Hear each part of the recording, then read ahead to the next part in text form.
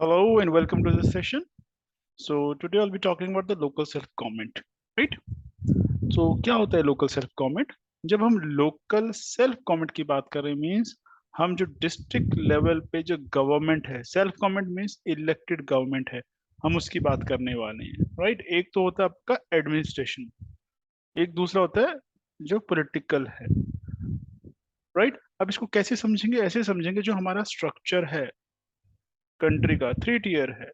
कैसे? एक centre government है, ये पता है आप लोगों को, सेंटर हमने पढ़ा पढ़ा है भी, है ना। उसके बाद हमने पढ़ा कि स्टेट गवर्नमेंट है, जिसमें एग्जीक्यूटिव लेजिस्लेचर पढ़े हैं। उसके नीचे होता है डिस्ट्रिक्ट, ये आपको पता है। अब जो डिस्ट्रिक्ट गवर्नमेंट है वो दो तरह की होगी। एक वो जो रूरल एरिया जो गांव में चलती है, और एक वो दूसरी जो अर्बन एरिया उसमें चलती है ना। एक तो होता है एडमिनिस्ट्रेशन, डिप्टी कमिश्नर है, और ये बीडीपीओ तहसीलदार सिस्टम, वो सारा सिस्टम है। दूसरा जो इलेक्टेड गवर्नमेंट है, यहाँ पे कौन होता है रूरल में? यहाँ पे होती है पंचायत, राइट। और जो अर्बन एरिया यहाँ पे क्या होती है? म्यूनिसिपैलिटीज। ऐसे ही कुछ होता है। तो वहाँ पंचायत और म्यूनिसिपैलिटीज। तो जब हम बात करेंगे लोकल सेल्फ गवर्नमेंट की, इसका मतलब हम बात कर रहे हैं पंचायत और म्यूनिसिपैलिटीज की, और वो आपको फर्क पता है कि कौन सी कहाँ पे होती है, राइट। तो इन्हीं की बात करते हैं। ये कॉन्सेप्ट आया कहाँ से है? अब ये कहा जाता है कि पंचायत तो इंडिया में बहुत पुरानी, 1000 साल से पंचायत हैं। बट प्रैक्टिकली अगर देखें कि यस थी, हमने प्रोविजन नहीं की हुई है इसकी, जो लॉ था उसके लिए नहीं था। ये गांधी का प्रिंसिपल है, गांधी जी के कहने पे इसको डाला गया था। तो जो संविधान है हमारा उसमें डाला गया। आर्टिकल 40 कहता है ये। आर्टिकल 40 किसका पार्ट है? DPSP. What is DPSP? Directive principle of state policy means ये वो डायरेक्शंस है गवर्नमेंट के लिए कि जब उसने पॉलिसी बनानी है, कोई स्टेट के लिए कोई लॉ बनाना है, तो जो इस डीपीएसपी के अंदर जितने भी आर्टिकल लिखे हुए हैं उनको ध्यान में रखते हुए बनाना। तो जिसमें से एक आर्टिकल आर्टिकल 40 है। तो आर्टिकल 40 का कहता है कि state shall take steps to organize village panchayat and endow them with such power and authority as may be necessary to enable them to function as unit of self government। कि सरकार को क्या करना है? कोशिश करनी है ऐसे कदम उठाने ताकि वो पंचायत को ऑर्गेनाइज किया जा सके विलेजेस में, और उनको उसकी अथॉरिटी और पावर दी जा सके ताकि वो एक सेल्फ गवर्नमेंट की तरह काम कर पाए, राइट। तो वो किया गया। अचानक तो कुछ नहीं हुआ, बट वो ब्रीफली मैं बता दूंगा। तो यहाँ पे इतना भी देख लीजिए कि कॉन्स्टिट्यूशन को चेंज किया गया उसके लिए। 73rd और 74th टाइम कॉन्स्टिट्यूशन को बदला गया, और वो था 1992 में किया गया। और जब भी हम कुछ अमेंडमेंट की बात करते हैं, चेंज की बात करें, इसका मतलब हम कुछ ऐड कर रहे हैं, डिलीट कर रहे हैं, या ऑल्टर कर रहे हैं। तो हमने पार्ट 9 और पार्ट 9A कॉन्स्टिट्यूशन में ऐड किए, राइट। फिर जो पार्ट 9 है, it relates to the panchayat, और इसमें जो आर्टिकल्स हैं वो हमें ऐड करने पड़े 243 में। 243 ओ तक चले गए हम। और जो 9A है ये म्यूनिसिपैलिटीज के बारे में है, जो पार्ट 9 है। और इसमें आर्टिकल कहाँ तक है? 243P से 243G।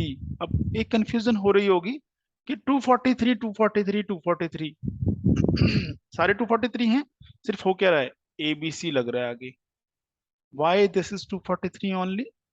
उसका सिंपल सा रीजन ये है कि जो कॉन्स्टिट्यूशन बनाया गया था, मैंने शायद स्टार्टिंग में हमने बात की, जो उसमें आर्टिकल है वो कितने, 1 2 2 3 4 5, कहाँ तक? 395 तक है। तो नंबरिंग है वो सेम रहने वाली है, वो चेंज नहीं वो नहीं चेंज होने वाली है, राइट। ऐसा कुछ है। अब अगर कोई हमने डिलीट किया, लाइक आर्टिकल 31 डिलीट किया, तो डिलीट कर दिया, वो खाली पड़ी है जगह, अब वहां पे कोई आर्टिकल नहीं है। अगर हमें कोई ऐड करना है, मान लीजिए हमें ऐड करना था एक जो राइट टू एजुकेशन हमने ऐड किया, तो कहाँ पे ऐड किया? 21 के आगे 21A डाल दिया हमने। तो नंबरिंग चेंज नहीं होगी, आर्टिकल चाहे नया आ जाए। तो ये यही है कि जितने आर्टिकल्स म्यूनिसिपैलिटीज पंचायत के लिए डाले गए, उनकी नंबरिंग क्या कर दी गई? 243 में ही ऐड कर दी गई, ABC कर दी गई। और जब वो जेड भी खत्म हो गया, फिर ZA ZB, और ये ZP से लेके ZG तक होगा जी, है ना। तो ये किया गया है, इसको ऐसे समझेंगे हम। फिर इस सिस्टम के फीचर्स क्या थे? इस सिस्टम में खास बात क्या थी? इस सिस्टम में रखा गया था डायरेक्ट इलेक्शन होना चाहिए, राइट। पहले डायरेक्ट इलेक्शन वाला कॉन्सेप्ट नहीं था, यहाँ पे रखा गया कि डायरेक्ट इलेक्शन से आप पंचायत इलेक्ट करेंगे और म्यूनिसिपैलिटी सेलेक्ट करेंगे। वुमेन है उसको रिजर्वेशन देंगे यहाँ पे, और यहाँ की इलेक्शन कराने के लिए इलेक्शन कमीशन होगा, फाइनेंस कमीशन होगा, और ये किसका सब्जेक्ट होगा, सिर्फ स्टेट का, अंडर शेड्यूल 7। इसका मतलब क्या है, ये हम दोबारा बात कर लेते हैं। जो शेड्यूल है हमारे 12 शेड्यूल हैं, जो शेड्यूल 7 है उसमें क्या दिया हुआ, उसमें लिस्ट दी हुई है। लिस्ट कौन सी, जो लॉ मेकिंग पावर है उसकी डिवीजन की लिस्ट है। 3 लिस्ट है, एक सेंटर की जिसको यूनियन लिस्ट बोलते हैं, एक स्टेट की है, स्टेट लिस्ट बोलते हैं, और एक वो जो कॉमन है दोनों के लिए, वो है कंकरेंट लिस्ट, राइट। एक यूनियन लिस्ट में क्या है, जो सब्जेक्ट जो भी मेंशन है यहाँ पे, उस पर सिर्फ और सिर्फ यूनियन गवर्नमेंट यानी कि सेंट्रल गवर्नमेंट लॉ बना सकती है। जो स्टेट है उस पर सिर्फ स्टेट गवर्नमेंट बना सकती है। और जो कंकरेंट लिस्ट है उस पे यूनियन यानी कि सेंटर और स्टेट गवर्नमेंट कोई भी लॉ बना सकती है, है ना। तो यहाँ पे क्या कर दिया कि जो लोकल गवर्नमेंट यानी कि पंचायत और म्यूनिसिपैलिटीज जो है वो स्टेट सब्जेक्ट को दे दिया गया है। अब यहाँ पे जो लॉ बनेगा सिर्फ स्टेट गवर्नमेंट ही बना सकती है, सेंटर नहीं बनाएगी। पर एक सवाल ये भी तो, फिर ये अभी तो हम बात करेंगे इन्होंने पंचायत बना दी। यस, इन्होंने जो बनाया है वो सिर्फ एक स्ट्रक्चर दिया है, उसके आगे कुछ नहीं दिया है, उसके आगे सारा कुछ स्टेट्स को करना है। एवोल्यूशन आया कहाँ से सिस्टम में, 2 कमेटी की बात करूंगा बस। आजादी के बाद क्या था, जो हमारी स्कीम्स थी उसके लिए गवर्नमेंट ने कमेटी बनाई उसकी असेसमेंट के लिए, बलवंत राय मेहता कमेटी। क्वेश्चन आ जाता है, पहली कमेटी 1957 की, कि जो कम्युनिटी डेवलपमेंट प्रोग्राम हमारा चल रहा था, नेशनल एक्सटेंशन सर्विस चल रही थी, तो उसको सजेस्ट करने के लिए कि बेटर वर्किंग कैसे हो सकती है, सही ढंग से काम कैसे करे, उसके लिए गवर्नमेंट ने कमेटी बनाई थी। उसने उस कमेटी ने क्या रिकमेंड किया कि यहाँ पे पंचायत सिस्टम होना चाहिए। वो कैसा, 3 टियर होना चाहिए। 3 टियर मतलब डिस्ट्रिक्ट पे जिला परिषद, ब्लॉक पे पंचायत समिति, और सबसे नीचे होनी चाहिए ग्राम पंचायत। तो जिला परिषद, ठीक है, एंड ब्लॉक समिति, सॉरी पंचायत समिति, समिति और पंचायत, ये कहाँ पे होगी, ग्राम पे। तो यानी कि ये हो गया विलेज पे जो पंचायत है, ये हो जाती है उससे पर ब्लॉक पे। ब्लॉक क्या होता है, ग्रुप ऑफ विलेजेस, और ब्लॉक से बन जाता है डिस्ट्रिक्ट। तो ब्लॉक पे तभी आपने सुना होगा अफसर, BDPO, block development and panchayat officer, वो यही होता है ना। विलेज पे तो आपको पता ही है, पटवारी पटवारी होते हैं, ऐसा होता है। और उसने कहा कमेटी ने कि जो भी प्लानिंग है, डेवलपमेंट है, वो सारा काम पंचायत म्यूनिसिपैलिटी को दिया जाए। और जो पंचायत समिति है ये एग्जीक्यूटिव बॉडी होनी चाहिए। जिला परिषद का काम सिर्फ एडवाइस देना होना चाहिए, सुपरविजन करना होना चाहिए, और कुछ नहीं होना चाहिए। और डीसी जो है उसको जिला परिषद का चेयरमैन बनाया जाए।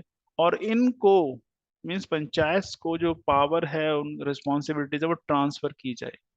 तो इस कमेटी के रिकमेंडेशन के बाद जो राजस्थान है वो इंडिया की पहली स्टेट है जिसने पंचायत स्टैब्लिश की थी। और ये सवाल आते हैं ऐसे, आपको पता होना चाहिए। तो राजस्थान में या इंडिया में पहली पंचायत कब इस्टेब्लिश हुई, 2 अक्टूबर, गांधी का जन्मदिन है 1959। कहाँ पे, राजस्थान में, जगह नागौर डिस्ट्रिक्ट, वहां पे किया गया। उसके बाद आंध्रा ने, बिहार ने, गुजरात, हिमाचल, वेस्ट बंगाल ने भी ये सिस्टम इस्टेब्लिश किया। फिर 2-4 कमेटी बनी थी, क्योंकि जो ये चीज है, लाइक द पंचायत है, उनको लग रहा था सरकार को काम नहीं कर पा रही है। तो LM सिंह भी कमेटी बनी है। इसकी खासियत क्या है और किसने बनवाई, राजीव गांधी गवर्नमेंट की है। इनको रिवाइटलाइज करने के लिए, रिन्यू करने के लिए, रिफ्रेश करने के लिए, रिजुविनेट करने के लिए इनको बनाया गया है। और इसने एक खास बात बोली कि ऐसा तब तक नहीं हो पाएगा जब तक आप इनको कॉन्स्टिट्यूशनली रिकॉग्नाइज ना करें।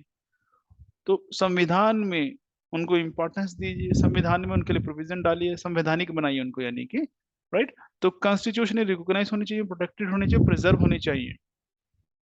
और इनका जो इलेक्शन है वो रेगुलर होना चाहिए, फ्री एंड फेयर होना चाहिए, यानी कि सही होना चाहिए, राइट। और उसके अलावा उसने एक नई बात की कि न्याय पंचायत जो है वो ग्रुप ऑफ विलेजेस के लिए इस्टेब्लिश की जाए। व्हाट इज न्याय पंचायत, की पंचायत है जो जुडिशरी का काम करे एक तरह से, और इनके पास फाइनेंशियल रिसोर्सेज थोड़े से ज्यादा होने चाहिए ताकि डेवलपमेंट एक्टिविटीज के काम को ये कर पाए।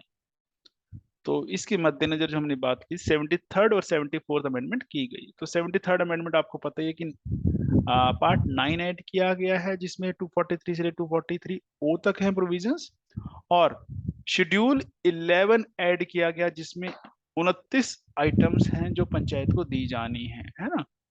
और इनको एक कॉन्स्टिट्यूशनल स्टेटस मिल गया। और अब ये किस में आ गया, जस्टिसेबल पार्ट जो है उसमें डाल दिया गया।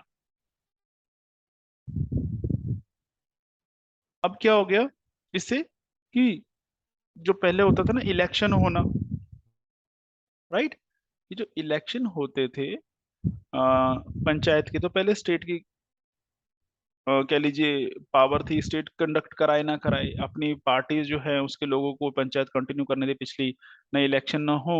तो पहले स्टेट गवर्नमेंट की मर्जी चलती थी, अब कॉन्स्टिट्यूशन में प्रोविजन, अब स्टेट गवर्नमेंट की मर्जी नहीं चलनी थी,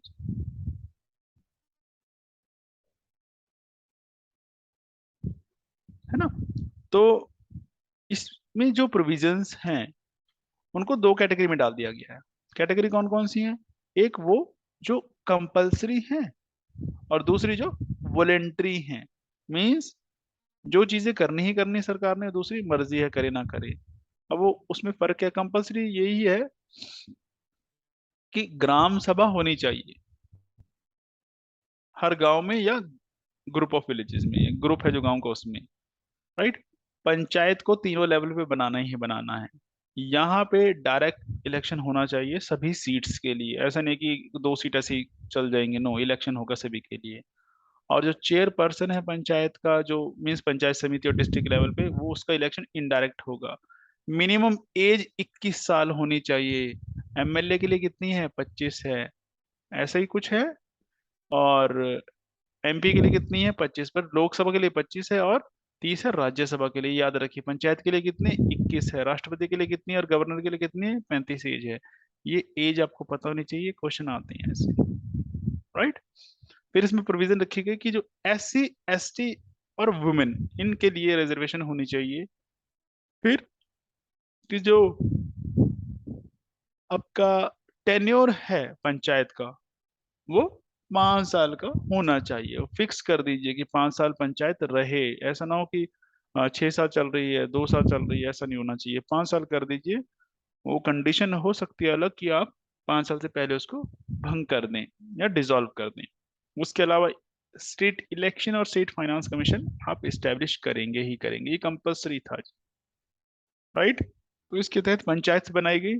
तो पंचायत में 3 टियर जो मैंने बात की, ग्राम पंचायत होनी चाहिए, पंचायत समिति होनी चाहिए, और जिला परिषद होनी चाहिए। जब आप ग्राम पंचायत की बात करते हैं तो ग्राम पंचायत क्या होती है, आइडिया है किसी को, है ना। एक ग्राम पंचायत होती है, ग्राम सभा होती है। तो ग्राम पंचायत क्या है, सिंपल आपको पता ही है, जो आप सोच रहे हैं वही है, कि गांव की जो पंचायत होती है वो होती है। ये कौन होते हैं, they are the elected representative of the people. बस, जैसे MP कौन है, elected representative of the people, MLA कौन है, elected representative of the people. तो पंच कौन है और सरपंच कौन है, elected representative of the people. Membership कितनी भी हो सकती है, 5 है, कहीं 20 है, कहीं 10 है, कहीं 15, कहीं 30 हो सकती है। यहाँ पे सीट्स जो है SC ST वुमेन के रिजर्व होंगी। जो चेयरमैन होगा, जिसको सरपंच कहते हैं, वो इसके जो मेंबर उनमें से ही होगा। जो पंचायत है वो अपने सारे काम के लिए ग्राम सभा को जिम्मेदार होगी। और ग्राम सभा क्या है, जो जनरल बॉडी है गांव की, वो है। तो इसका एक लेमन की भाषा में समझ लीजिए, ग्राम सभा किसे कहते हैं, जितने भी वोटर हैं गांव के, उस लोगों के ग्रुप को आप कहेंगे ग्राम सभा। ठीक है, यानी कि all the adults residing with the jurisdiction. But adults का मतलब ये है जो वोटर भी हैं, एलिजिबल वोटर हैं, ऐसा ना हो बस है वोट नहीं है, पप्पू नहीं होने चाहिए ना। और ये करती क्या है ग्राम पंचायत, जो काम है पंचायत का उसको देखेगी, और उसके लिए गाइडलाइंस देखेगी कि पंचायत क्या काम कर रही है। फिर आता पंचायत समिति। ये क्या होता है, जो गांव हैं उनका ग्रुप बना लिया जाता है, ऑर्गेनाइज कर दिया जाता है, 20 गांव, 30 गांव, 60 गांव। छोटे गांव में तो 50-60 कर दिए, बड़े गांव में तो 20 गांव कर दिए, तो उसको एक ब्लॉक कहा जाता है। तो उस ब्लॉक के ऊपर कौन होता है, पंचायत समिति बनाई जाती है, जिसमें जो लोग होंगे, मेंबर होंगे, इनडायरेक्टली इलेक्टेड होंगे कहाँ से आएंगे वो? विलेज पंचायत के मेंबर इलेक्ट करके भेजेंगे। और जो पंचायत समिति का चेयरमैन होता है उसको प्रधान जी बोलते हैं, है ना? ये ऐसे ही होता है गांव में। और सबसे ऊपर कौन होती है? जिला परिषद, वो टॉप पे है। और ये अपना चेयरमैन अपने मेंबर में से इलेक्ट कर लेती है। कंपोजिशन की बात करें, जितनी भी पंचायत में सीट्स हैं वो डायरेक्ट इलेक्शन से फिल की जाती हैं, जो भी उसका एरिया होगा पंचायत का। ठीक है। जो इलेक्टोरेट है इसका, वो कौन है? उसको ग्राम सभा बोलते हैं। इलेक्टोरेट क्या है? कि कौन वोट डालने के लिए कौन एलिजिबल है। अब इसको कंफ्यूजन क्रिएट हो उससे पहले बस ऐसे समझ लीजिए कि पंचायत को इलेक्ट कौन करता है? ग्राम सभा इलेक्ट करती है। ग्राम सभा कौन है? गांव के वो सारे लोग जो वोटर हैं। ये नहीं कि सारे यूथ, नो। यूथ है, वोटर कार्ड नहीं बना है तो वो नहीं एलिजिबल है, नहीं ग्राम सभा का पार्ट है। तो ग्राम सभा जो है वो पंचायत को चुनती है। इसका मतलब ग्राम सभा क्या हुई? इलेक्टोरेट या इलेक्टोरल कॉलेज है। क्योंकि इलेक्टोरल कॉलेज हम किसको कहते हैं? वो बॉडी जो किसी को इलेक्ट करती है, राइट? तो यही person registered in the electoral rolls related to the village comprise with in the area of the panchayat, तो वो होते हैं ग्राम सभा के मेंबर या इलेक्टोरेट। जो चेयरपर्सन है पंचायत का, जो भी कानून होगा उस स्टेट का उसके अकॉर्डिंग उसको चुना जाएगा।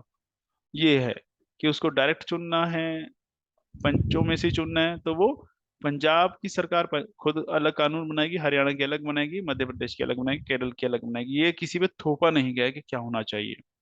हाँ, एक चीज है कि क्या किया जा सकता है? रिप्रेजेंटेशन किसमें? जो चेयरपर्सन है विलेज का, इंटरमीडिएट यानी पंचायत समिति का है, और या डिस्ट्रिक्ट पंचायत का है। उसके अलावा वहां पे यूनियन और स्टेट लेजिस्लेचर जो है, इनकी भी रिप्रेजेंटेशन हो सकती है, यानी कि एमपी और एमएलए को भी रिप्रेजेंट किया जा सकता है। फिर आता है सीट्स की रिजर्वेशन। जब हम बात करते हैं सीट्स की रिजर्वेशन की, तो सीट्स की रिजर्वेशन का मतलब क्या है? कि जो रिजर्वेशन है एससी, एसटीज या विमेन के लिए, वो कितनी है? सिंपल से याद रख लीजिए, कहाँ पे लिखा हुआ है? कॉन्स्टिट्यूशन के आर्टिकल 243 डी में लिखा हुआ है, ये याद रखने की जरूरत नहीं है। ये कहता है कि जो सीट्स हैं वो एससी एसटी के लिए रिजर्व होंगी। कितनी होंगी? ये याद रख लीजिए, दिस इज वेरी इंपॉर्टेंट। कि जितनी पॉपुलेशन है उतने परसेंट, परसेंटेज ऑफ पॉपुलेशन। कि अगर 10% एससी हैं तो 10% सीट रिजर्व रहेंगी। अगर 20% एससी एसटी हैं तो 20% सीट रिजर्व रहेंगी। ये याद रखिएगा, राइट? और जितनी सीट रिजर्व रहेंगी उसमें से कम 33% वो विमेन एससी एसटी के लिए रिजर्व रहेंगी। ये हमें ध्यान रखना होगा, राइट?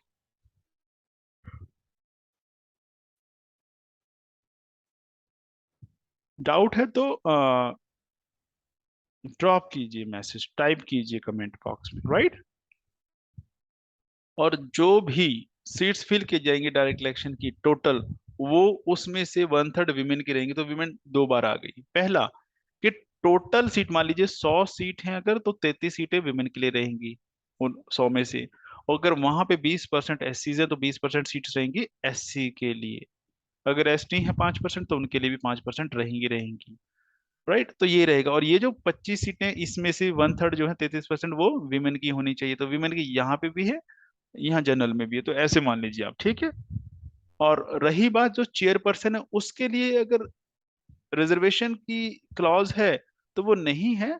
वो सरकार पे छोड़ दिया गया कि जो स्टेट गवर्नमेंट है, ये उसकी मर्जी है, वो कैसे उसको देना चाहती है, करना है कि नहीं करता। उसी तरह से बीसीज के रिजर्वेशन की प्रोविजन की हुई है, पर कैसे? कि गवर्नमेंट की मर्जी है, गवर्नमेंट चाहती है कि नहीं चाहती है, बस ऐसा कुछ है। ड्यूरेशन कितने साल के लिए होगी पंचायत? यहाँ थोड़ा समझने वाली चीज है। वह तो ऐसे है तो बहुत आसान, पर थोड़ा सा ट्रिकी हो जाता है ये। ऐसा है कि आपको ये तो पता होगा कि जो पंचायत है वो 5 साल के लिए रहती है। कब से? जब उसकी पहली मीटिंग होती है। ये याद रखिए, कब से, बस वो डेट जो है वो कहता है ना, जिस दिन इलेक्शन हो, नहीं, जिस दिन पहली मीटिंग हुई उस दिन से 5 साल, नंबर वन। दूसरा, कि 5 साल तक ही पूरी चलेगी? नहीं, पहले भी इसको डिसॉल्व किया जा सकता है, भंग हो सकती है, 4.5 साल में ही खत्म हो सकती है, 3 साल बाद इसको डिसॉल्व किया जा सकता है, दोनों ही केस है। ठीक है। अब यहाँ पे है एक कंडीशन, ये है कि जब 5 साल उसकी टर्म है तो ये ध्यान में रखा जाए 5 साल पूरे होने से पहले पहले उसका इलेक्शन हो जाए, नंबर वन। नंबर टू, अगर डिसॉल्व हो जाती है कि मान लीजिए उसको 3 साल बाद उसको डिसॉल्व कर दिया गया था, तो कंडीशन क्या है, कि 6 महीने के अंदर अंदर इलेक्शन कराना पड़ेगा, सीट खाली नहीं होनी चाहिए। उसमें भी कंडीशन ये है कि अगर जो पीरियड बचे ही 6 महीने, फिर क्या करोगे, मतलब जो उसको डिसॉल्व किया गया 4.5 साल हो चुके थे, ये कंडीशन थी। तो हम कह रहे हैं कि 6 महीने के अंदर अंदर क्या हो जाना चाहिए, इलेक्शन हो जाना चाहिए। तो यहाँ पे कंपल्शन नहीं है, क्योंकि 5 साल पूरे होने में 6 महीने वैसे ही रह गए, है ना। तो ये चीज हमें ध्यान रखनी है बस, और कुछ नहीं है। फिर आता है qualification. Qualification not the education qualification we are talking about, जो क्राइटेरिया होना चाहिए। क्राइटेरिया क्या है, अरे भाई इंडिया का सिटीजन होना चाहिए, बस age criteria is very important. 21 साल, यानी कि 21 साल का बच्चा कैन बी ए सरपंच, और बनते हैं, ऐसा नहीं है कि नहीं बनते हैं, ठीक है। और कि अगर ये देखना है कि वो क्वालिफाई है डिसक्वालीफाई है, तो कौन डिसाइड करेगा ये, तो उसके लिए जो भी वहां की सरकार लॉ बनाएगी उसके मुताबिक प्रोसीड किया जाएगा। कुछ नहीं लिखा है, इसका मतलब किस पे छोड़ दिया है, स्टेट गवर्नमेंट पे। तो जैसे मैंने पहले ही बताया था, सेंट्रल गवर्नमेंट ने एक फ्रेमवर्क दिया है, सिर्फ स्ट्रक्चर तैयार करके दिया, उसके बाद सारी पावर किसके पास है, स्टेट गवर्नमेंट के पास, राइट। चलिए, पावर्स, इनकी अथॉरिटी उसकी बात करें, तो ये करते क्या है, जो इकोनॉमिक डेवलपमेंट है गांव की, लोगों को जस्टिस देना है, उसके लिए प्लानिंग करते हैं। जो स्कीम्स हैं गवर्नमेंट की सोशल जस्टिस के लिए, उनको इम्प्लीमेंट करवाते हैं। फिर जितने भी मैटर लिस्टेड हैं 11th शेड्यूल में, कितने 29 मैटर है, जैसे कि लैंड को इम्प्रूव करना, इरिगेशन, खेतों को पानी देने के लिए प्रोविजन करना, है ना, एनिमल हस्बेंड्री, फिशरी, एजुकेशन, तो उसके रिगार्डिंग जो है वो सारा काम ये करेंगे। 243H जो है, वो इनको एक पावर और देता है, फाइनेंशियल पावर। वो क्या देता है, कि वो इनको ऑथराइज करता है पंचायत को, कि वो लेवी कलेक्ट एंड अप्रोप्रिएट, वो टैक्सेस को लगा सकती है, टैक्स लागू कर सकती है, कलेक्ट कर सकती है और अपने पास रख सकती है, यूज कर सकती है। अब टैक्सेस, चाहे वो ड्यूटी लगाए कोई या टोल लगाए, वो आपने देखो ना, चुंगी लगती थी पहले, है ना। अभी टैक्स लेती है गवर्नमेंट, प्रॉपर्टी टैक्स लेती है म्यूनिसिपैलिटीज, टोल ले लेती है, वो इन्हीं के पास जाता है। उसके अलावा इनको सरकार ग्रांट भी दे सकती है, दे सकती क्या, देती है ना। तो यहाँ से इनकी फंडिंग होती है जी। तो आपने देखा होगा बहुत सारी फीस फूस लेते हैं म्यूनिसिपैलिटी वाले, और पंचायत वो इसीलिए ली जाती है। फाइनेंस कमीशन, क्योंकि ये प्रोविजन है, this must be state finance commission, panchayat के लिए मैंने वैसे लिख दिया, क्योंकि इस जो स्टेट फाइनेंस कमीशन, स्टेट का तो एक ही होगा, वो पंचायत और म्यूनिसिपैलिटी दोनों के लिए ही वो रिकमेंडेशन देगा। तो इस आर्टिकल के तहत जो स्टेट गवर्नमेंट है, 243I के तहत जो स्टेट गवर्नमेंट है, वो एक फाइनेंस कमीशन अपॉइंट करेगी हर 5 साल बाद, ठीक है। और ये कहाँ से स्टार्ट हुआ, 73rd अमेंडमेंट से स्टार्ट हुआ, जिस दिन वो लागू हुई तब से स्टार्ट हुआ। तो इसकी लाइक जरूरत क्या है, या ये क्या करता, क्या ये रिकमेंडेशन देता है, बस किस चीज के लिए रिकमेंडेशन देता है फाइनेंस कमीशन, कि जो टैक्सेस हैं वो उनका बंटवारा कैसे होगा। जो टैक्स इकट्ठा करेगी पंचायत, या ड्यूटीज इकट्ठा करेगी, टोल आ रहा है, free, no no this is fee, है ना, फ्री लिखा गया मुझे, सॉरी। तो स्टेट गवर्नमेंट के और पंचायत के बीच में उनका बंटवारा कैसे होगा, जो पैसा इकट्ठा हुआ कितने परसेंट स्टेट को दिया जाएगा, उसमें से कितने परसेंट पंचायत के पास रहेगा, वो है। उसके अलावा पंचायत को कितना ग्रांट देनी है, तो वो ये रिकमेंड करता है, भाई ऐसे दिया करो।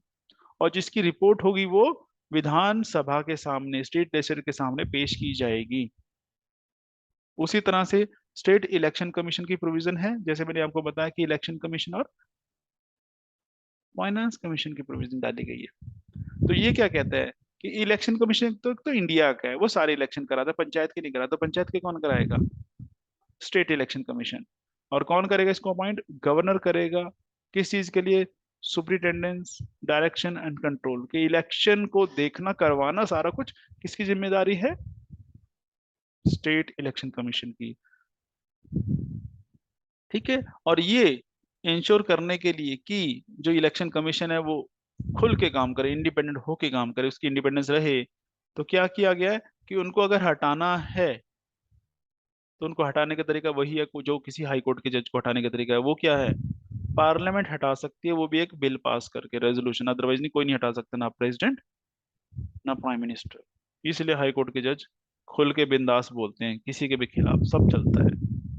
चलिए, bar to interfere by courts in electoral matters, ये है कि अगर कोई इलेक्शन का मुद्दा है, पंचायत के इलेक्शन हुए जी, म्यूनिसिपैलिटी के इलेक्शन हुए जी, कोई डिस्प्यूट हो गया, तो कोर्ट नहीं, आप कोर्ट नहीं जाएंगे। कोर्ट को कोई जुरिस्डिक्शन नहीं दिया गया स्टार्टिंग में। मान लीजिए कोई गलत हो रहा है तो कोर्ट इंटरफेयर नहीं करेगा। अगर वहां पे मान लीजिए कंस्टिट्यूएंसी अलॉट की गई, सीट्स अलॉट की गई, है ना, तो उसमें कोर्ट नहीं कहेगा कि ये सीट्स जो आपने कम ज्यादा क्यों की है, उनकी अलॉटमेंट में कोई रोल नहीं है। रोल छोड़िए, उसको मना किया गया इंटरफियरेंस है कि आप बीच में दखल अंदाजी नहीं करेंगे। तो ये आर्टिकल 329 कहता है, यही लागू होता है पंचायत के लिए, यही लागू होता है म्यूनिसिपैलिटी के लिए। चलिए, मुझे लगता है आपको ये चीजें क्लियर हो रही होंगी, है ना। उसके बाद बात करते हैं म्यूनिसिपैलिटीज की। अब ये म्यूनिसिपैलिटीज कहाँ पे होती हैं? अर्बन एरियाज में, शहरों में होती हैं, इसलिए इनको अर्बन लोकल गवर्नमेंट बोला जाता है। अब सबसे पहला सवाल उठता है, अर्बन एरिया क्या है भाई? किसे कहते हैं अर्बन एरिया? रूरल तो आपको पता है गांव को कहते हैं। अर्बन क्या होता है? बड़ा वाला गांव या बड़ा वाला शहर। तो उसके लिए ये क्राइटेरिया याद रखना कि पहला तो ये है कि जो वो टाउन जहाँ पे म्यूनिसिपैलिटी हो, म्यूनिसिपल कॉरपोरेशन हो चाहे, या म्यूनिसिपैलिटी काउंसिल हो, या नोटिफाइड एरिया कमेटी हो, या वहाँ पे टाउन एरिया कमेटी हो, या कैंटोनमेंट बोर्ड हो, जिसको आप कहते हैं कैंट, अम्बाला कैंट, चाहे कैंट है, तो ये सारे क्या अर्बन एरिया है। और उसके अलावा वो सारे जगह जहां पे ये क्राइटेरिया पूरा होता है, वो क्या है? ये तीन। पहला, कि वहां की पॉपुलेशन 5,000 या उससे ज्यादा हो। वहां की जो पॉपुलेशन है उसमें से 75% लोग, है ना, जो वर्किंग लोग हैं, वो क्या काम करते हैं? वो खेती ना करते हो, खेती के अलावा कुछ काम करते हो। यानी कि जो खेती में लोग लगे हुए हैं वो मैक्सिमम 25% होना चाहिए। और वहां की जो डेंसिटी है पॉपुलेशन की, वो कितनी है? कि वो 400 पर्सन या उससे ऊपर होनी चाहिए, उससे कम नहीं होनी चाहिए। सो डेंसिटी हो गया, पॉपुलेशन हो गया, और इकोनॉमिक जो एम्प्लॉयमेंट है उनकी, या ऑक्यूपेशन है, वो क्राइटेरिया हो गया। ये याद रखिएगा, क्वेश्चन बन जाता है जी। चलिए, फिर आता है म्यूनिसिपैलिटीज। कितनी तरह की होती हैं? 3 तरह की म्यूनिसिपैलिटी होती हैं जी। एक होती है नगर पंचायत, एक होती है म्यूनिसिपल काउंसिल, एक होती है म्यूनिसिपल कॉरपोरेशन। फर्क क्या है? देखिए, एक था गांव, जिसको हम कहते हैं रूरल एरिया, है ना, फिर वो हो जाता है अर्बन एरिया जब वो कंडीशन पूरी करता है। पर जो अभी बीच में है लटका हुआ, ट्रांसफॉर्म हो रहा है यहाँ से वहां तक, उसको बोलते हैं कस्बा, यानी कि टाउन। तो यहाँ पे जो होगा, वो नगर जो होगा वहां पे नगर पंचायत होगी, पंचायत होगी, पर वो कस्बे वाली पंचायत होगी, टाउन की पंचायत होगी, तो उसको टाउन या नगर पंचायत कहा जाता है। ठीक है। दूसरी म्यूनिसिपल काउंसिल। काउंसिल और कॉर्पोरेशन में इतना फर्क है, पॉपुलेशन का, जो बड़े शहर हैं जहाँ की पॉपुलेशन लाखों में है, 5 लाख 10 लाख है, वहां पे क्या होगा? वहां पे म्यूनिसिपल कॉर्पोरेशन बनेगी बॉडी। जहाँ पे पॉपुलेशन कम है वहां पे काउंसिल होगा। बस ये फर्क है, और कुछ नहीं है यहाँ पे, है ना। तो उसके अलावा एक चीज और कर दी जाती है कि कई बार वो क्राइटेरिया पूरा नहीं होता कि पॉपुलेशन कम हो, बट क्या है, अगर वो कोई बड़ा इंडस्ट्रियल एस्टेब्लिशमेंट है, बड़ी फैक्ट्री, जैसे टाटा की फैक्ट्री है, टाटा की फैक्ट्री पॉपुलेशन कितनी होगी? वो पूरा उन्होंने शहर बसा दिया, अब तो इतना बड़ा बन गया है वो, है ना। तो वो क्या है, वो वहां पे म्यूनिसिपैलिटी नहीं है, पर उनका अपना सारा सेटअप है, फैक्ट्री का सेटअप है, फैक्ट्री देखती है सारा कुछ। तो वो क्या है, उसको भी हम एक तरह का अर्बन सेटअप या म्यूनिसिपैलिटी कहते हैं। और वहां पे जो गवर्नमेंट की म्यूनिसिपैलिटी, वो नहीं बनाने की जरूरत है। कंपोजिशन क्या होगी?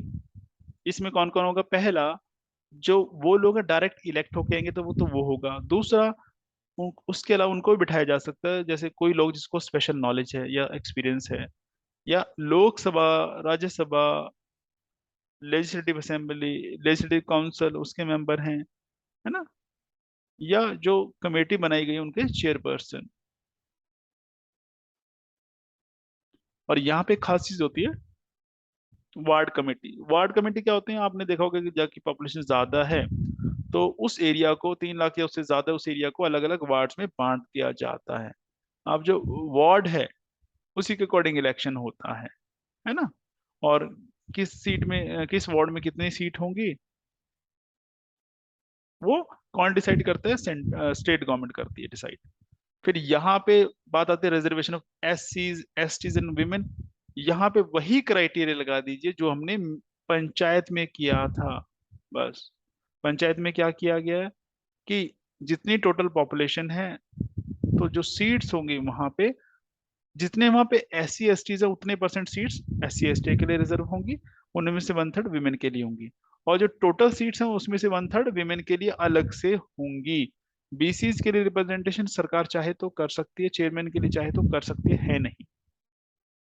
ड्यूरेशन ऑफ म्यूनिसिपैलिटीज बिल्कुल वैसी है जैसे पंचायत है कि 5 साल के लिए बनेगी। कब से? अपनी पहली मीटिंग से। ठीक है, उससे पहले इसको डिसॉल्व किया जा सकता है, बिल्कुल किया जा सकता है। और कंडीशन ये है कि अगर वो पहले, मान लीजिए एक्सपायर पूरे टाइम पे, तो 6 महीने के अंदर इलेक्शन हो जाना चाहिए। अगर पहले डिसॉल्व हो रही तो फिर 6 महीने के अंदर अंदर हो जाना चाहिए, यानी कि 5 साल पूरे होने से पहले पहले, या अगर डिसॉल्व हो जाए तो 6 महीने के अंदर अंदर। और अगर 6 महीने ही रह गए हैं 5 साल पूरे होने में, फिर जरूरी नहीं है कि इलेक्शन कराया जाता अभी। क्वालिफिकेशन सेम है, पंचायत वाली एज वही है 21, ज्यादा कोई फर्क नहीं है। अब ये है कि जो अर्बन गवर्नमेंट है, म्यूनिसिपैलिटीज हैं, कितने तरह की होती हैं? एक है म्यूनिसिपल कॉरपोरेशन, एक है म्यूनिसिपैलिटी या म्यूनिसिपल काउंसिल, ये आपको पता होगा। ठीक है, तो म्यूनिसिपल कॉरपोरेशन है वो सरकार के कानून द्वारा बनाई जाती है, एक्ट।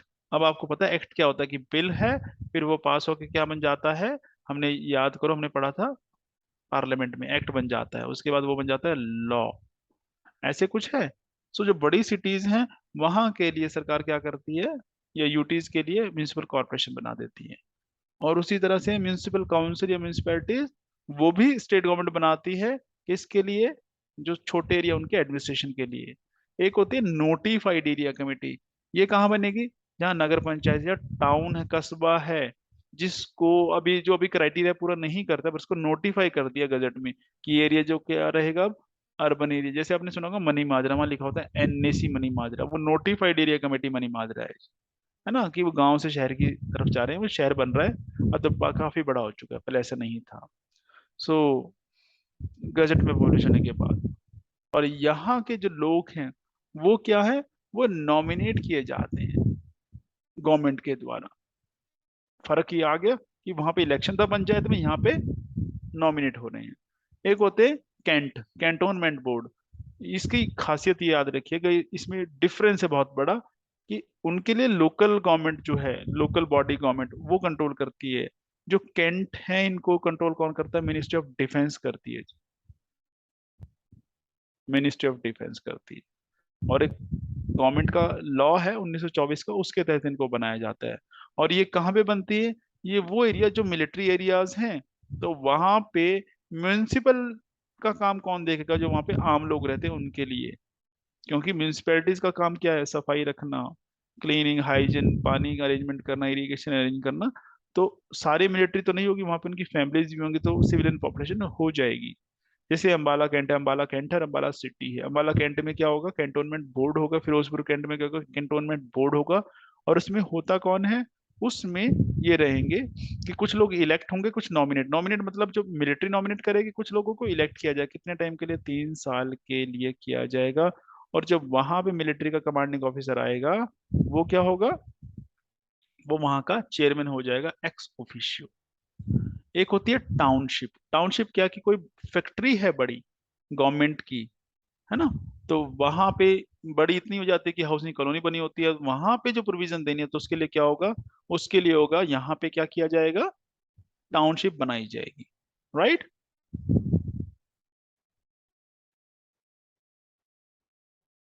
है ना?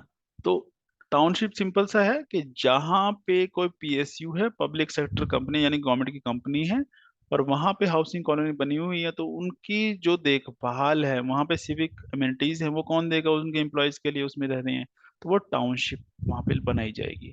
इसमें कोई इलेक्टेड मेंबर नहीं होगा। क्यों? अरे कंपनी है, तो सारा जो कंपनी है वही लोगों को अपॉइंट करेगी यहाँ पे कि कौन चलाएगा इसको। तो यानी कि मैनेजमेंट जो है वही इसको देखेगा, और कुछ नहीं है। एक होता है पोर्ट ट्रस्ट। ये कहाँ पे होता है? अब जो हमारे पोर्ट्स है ना, जैसे मुंबई पोर्ट है, कोच्चि का पोर्ट है, बंदरगाह है, जहाँ पे शिप आते हैं, तो वो इतने बड़े हो जाते हैं कि बहुत सारी पॉपुलेशन रहने लग जाती है, बहुत सारी कॉलोनी बन जाती है वहां पे। तो सेम कंडीशन वहां पे, तो वहां पे सिविक अमेनिटीज कौन देगा? अर्बन बॉडीज वहां पे कैसे बनाई जाएंगी? पोर्ट ट्रस्ट बना दिए जाते हैं, और वहां पे भी कौन होगा? एक ऑफिसर अपॉइंट कर दिया जाएगा सेंट्रल गवर्नमेंट की तरफ से। और इसमें यहाँ पे इलेक्टेड और नॉमिनेटेड दोनों मेंबर हो सकते हैं। और ये जो पोर्ट ट्रस्ट होगा, ये यहाँ पे म्यूनिसिपैलिटी का काम करेगा। तो इसका मतलब हर जगह जरूरी नहीं म्यूनिसिपैलिटी हो या म्यूनिसिपल कॉर्पोरेशन हो, कहीं पे नोटिफाइड एरिया कमेटी हो सकती है, कहीं पे पोर्ट ट्रस्ट हो सकता है, कहीं पे टाउनशिप हो सकती है, और कहीं पे कैंट हो सकता है। और ये सारे क्या है? ये अलग अलग टाइप है अर्बन लोकल बॉडीज, राइट? तो आज के लिए इतना काफी है, फिर मिलेंगे, तब तक एंजॉय कीजिए। Thank you so much, bye bye. And if you like the video, then press the like button and share with your friends, ताकि उनका बेनिफिट हो सके। Feel like, then share and subscribe. Thank you so much, bye bye.